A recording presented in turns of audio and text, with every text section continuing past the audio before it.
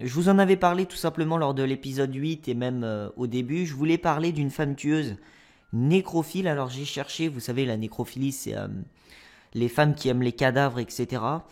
Donc je vais essayer de vous en parler. Vous allez voir, ça fait très froid dans le dos. J'ai cherché à plusieurs reprises. En fait, je ne savais pas si ça existait. J'en ai trouvé plusieurs qui avaient justement été suspectés de ce genre de choses, c'est-à-dire de viol de cadavres, etc. Donc pour les femmes, c'est assez bizarre. Je sais d'ailleurs même pas comment elles peuvent faire. Et j'ai trouvé une qui l'est bel et bien. Donc c'est-à-dire que elle est très très folle, hein, très très.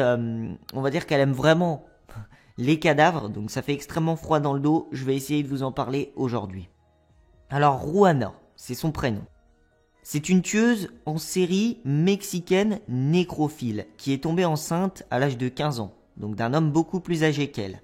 Pour survivre avec son enfant, elle décida de se diriger vers le côté obscur en entrant dans le milieu de la mafia, en tant que prostituée.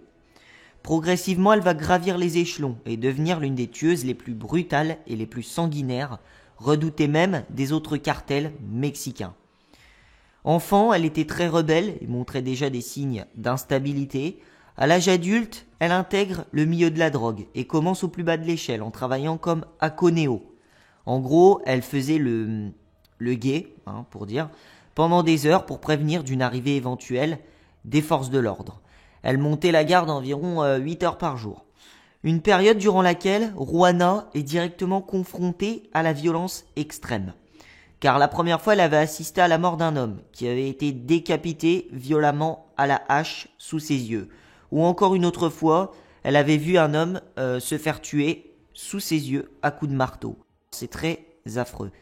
Alors le but des cartels mexicains est de réaliser des snuff movies et des meurtres extrêmement violents afin de terrifier le clan adverse.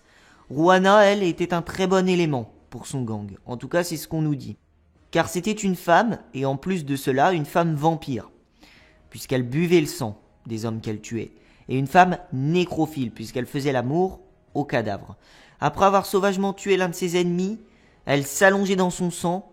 Faites très attention, c'est vraiment pas terrible à entendre. Elle s'allongeait dans son sang pour se masturber. Alors à la base, il est dit que rien ne la prédestinait à devenir aussi violente, mais elle, qui se jurait à l'époque de ne jamais finir par tuer des gens, expliquera aux médias qu'elle a fini par se sentir excitée de tous ces massacres. Et qu'elle a fini même par fantasmer là-dessus. Elle aurait également agi ainsi après que son frère ait été tué par des membres de Los Zetas. C'est un cartel mexicain qui est ennemi en gros, c'est les rivaux de celui qu'elle avait intégré.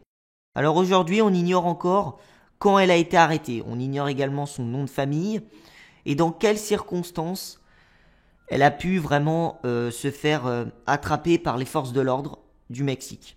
Plusieurs médias disent que Ruana attend toujours son jugement dans une prison de Basse-Californie où elle continue aujourd'hui ses études. Voilà, donc j'espère que cet épisode numéro 9 vous aura intéressé. Ça va être le plus court, je me suis dit autant faire court, puisqu'il y avait pas énormément d'informations sur elle. J'aurais pu vous faire un résumé plus détaillé, c'est vrai. Mais voilà, j'ai décidé de faire ça comme ça. J'espère que ce format court vous plaira une nouvelle fois.